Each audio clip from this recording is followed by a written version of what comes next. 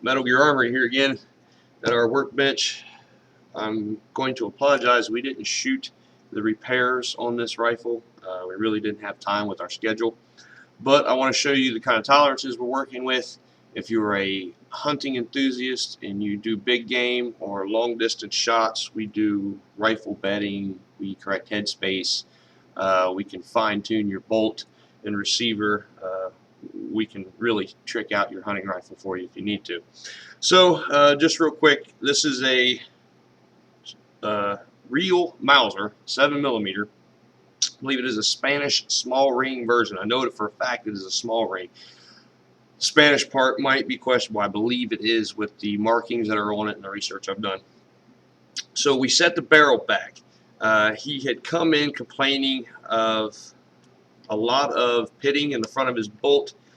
He reloads a lot. He was noticing that the bullet casings was stretching quite a bit. The primers were backing out, and about every third or fourth shot would wander on him. The first couple would be a tight pattern. Of course, you can have 15 thousandths variance in a box of shells if they're store-bought in a rifle like this. So if you already have headspace and it's excessive, you can really develop a situation there where you might have some case separation and definitely going to affect the accuracy.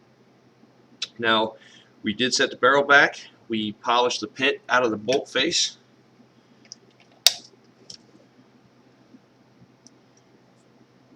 That's the bolt face that we fixed. It's all nice and polished now. It was severely pitted where the primer was, and if you have an old rifle and you see pitting around your firing pin, about a 1/4 inch circle, maybe a little under, you need to really have your rifle checked out for headspace and make sure that that's not being caused by a backing out primer and a shell being thrust rearward into the bolt face, causing deterioration. So let's check the spec on this headspace. We set the barrel back, and this is your go gauge. First, I will close the bolt to show you how it closes with nothing in the chamber at all. Extractor is off. I'm not going to go through putting all that back on. There is no forwards or rearward movement now. There was a lot of slop in it before. It's got a nice smooth action there as it closes. Let's go ahead and drop it back. Throw the no-go gauge in there, or the go gauge. I'm sorry, this is your go gauge. This would be like sticking a live round in here. Send the bolt home, and it closes down to about right there, and then you get some feel. This is good. Push her on down and send her home. That's a perfect head spacing. That is dead on the money, exactly what you want. Now, for those of you in the know, and for those of you who aren't, I'll explain. You know that there is 4 thousandths difference in the length between this go gauge and this no-go gauge. There's only 4 thousandths difference in these two. And as I said, for those of you in the know, you understand exactly what I'm talking about. So now let's stick the no-go gauge in. Yep, this is the no-go gauge. And we will go closed and stop. It's exactly what you want. It will not close. That's a perfect head spacing. One other thing we did for him, amongst other repairs, is we put a target crown on the end of the barrel.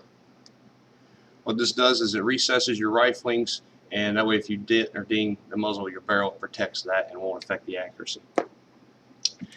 Now, if you do have any problems with your hunting rifles and you want them checked out or you want them tightened up, give us a call, or you can get a hold of us at sales@metalgeararmory.com. You can find us on the web at metalgeararmory.com or firearmsrepaircolumbus.com. Take the bolt back. Wait a minute. Spin this out of the way. Take the bolt back. This is my no-go for the Mauser 7x57 in the chamber. Extractor's gone. There's the extractor.